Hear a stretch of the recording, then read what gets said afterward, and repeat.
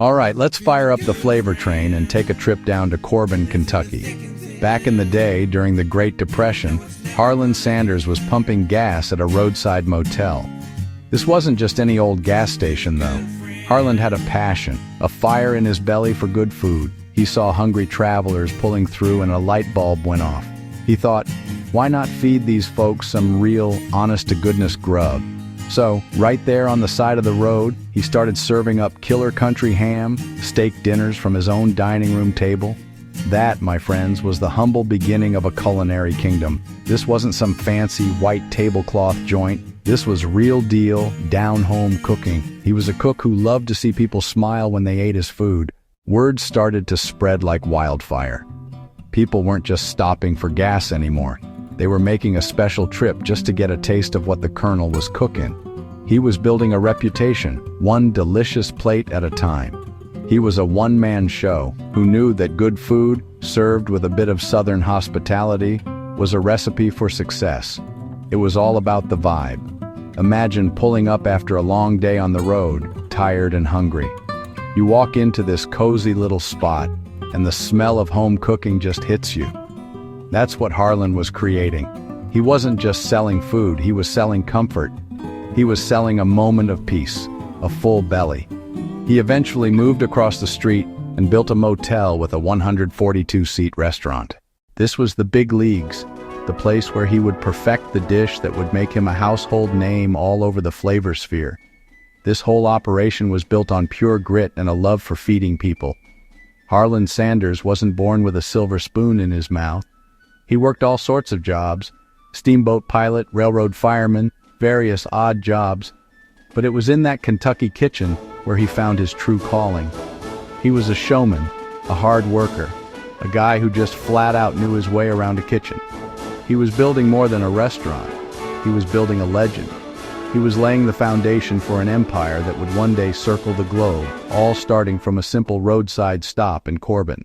Now let's talk about the main event. The heavyweight champion of the culinary world, Harlan, was serving up some tasty fried chicken, but he knew it could be even better. He wanted something that would pop, something that would make people's taste buds do a backflip. He started messing around with different herbs and spices, looking for that perfect, mind-blowing combination. He was like a mad scientist in the kitchen, a flavor wizard on a quest for the ultimate chicken. This wasn't just about salt and pepper, folks. We're talking about a symphony of seasonings that would change the game forever. After tons of trial and error, he finally nailed it. 11 herbs and spices. That was the magic number. He created a blend so unique, so dynamite, like nothing anyone had ever tasted before. Frying chicken the old-fashioned way in a pan took forever, like 30 minutes a batch. Then he discovered the pressure cooker. At first, used for canning vegetables, he modified it into a pressure fryer, a total game changer. It cooked the chicken in a fraction of the time while sealing in all that juicy goodness and making the outside perfectly crispy. So now he had the 1-2 punch, a killer secret recipe and a revolutionary cooking method. The pressure fryer locked in the flavor of those 11 herbs and spices, creating a piece of chicken that was out of bounds delicious. The skin was crispy, the meat was tender and juicy, and the flavor was just off the hook. This wasn't just fried chicken anymore. It was an experience. It was the birth of Kentucky Fried Chicken as we know it. That combination was the rocket fuel that was about to launch the Colonel into the stratosphere. Just when things were really cooking for the Colonel, life threw him a major curveball. He had his booming restaurant, his famous chicken, and a reputation that was golden. But then the new highway bypassed Corbin. The steady stream of hungry travelers dried up. The highway that brought in customers was now taking them away. It was a total gut punch. Overnight, his bustling cafe became a ghost town. In his 60s, most would retire, but Harlan Sanders was not most folks. He saw his life's work crumbling, had to sell at a huge loss, and was nearly broke. With a Social Security check, his car, and an unshakable belief in his recipe, he refused to quit. He was down, but not out. He got in his car, loaded up a couple of pressure fryers and a bag of his secret seasoning mix, hit the road, and drove town to town, sleeping in the back of his car. He'd walk in unannounced, cook for owners and staff, a traveling salesman with pure flavor. His deal was simple. Let me use my recipe and method. For every piece you sell, you pay me a nickel. No upfront fees, no crazy contracts, just a handshake and undeniable deliciousness. The Colonel's road trip was a grind, but his persistence started to pay off, big time. One of the first to take a chance was Pete Harmon in Salt Lake City, Utah. He added the chicken to his menu. Instant blockbuster. Harmon's sign painter coined Kentucky Fried Chicken for that authentic Southern feel. Harmon also created the iconic bucket, genius for feeding a whole family. The first official KFC franchise was a smash hit. Success spread fast. Owners saw the numbers and wanted in. He wasn't just selling a recipe. He sold a business model with consistency at the core. The Colonel was a stickler for quality, popping in unannounced to keep standards tight. A piece in Utah had to taste exactly like a piece in Florida. By the early 60s, there were over 600 locations across the US and Canada. From broke senior to national icon, the white suit and goatee became symbols of quality. He was a living, breathing brand recognized by millions. By 1964, Colonel Sanders was in his mid-70s. His company had become this sprawling coast-to-coast operation. It was just getting too big for one man to handle.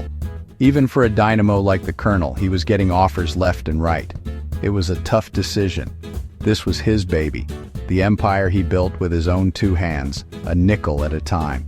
But then, a young lawyer named John Y. Brown Jr. and a businessman named Jack C. Massey came along. They saw massive potential, promised to honor the sacred recipe and maintain quality. $2 million, a lifetime salary, and a permanent role as brand ambassador. So, the Colonel sold the company. But he did not just ride off into the sunset. No way. He stayed on as the face of KFC, traveling the world, starring in commercials, making appearances. He was the ultimate quality control inspector, famously calling bad gravy slop.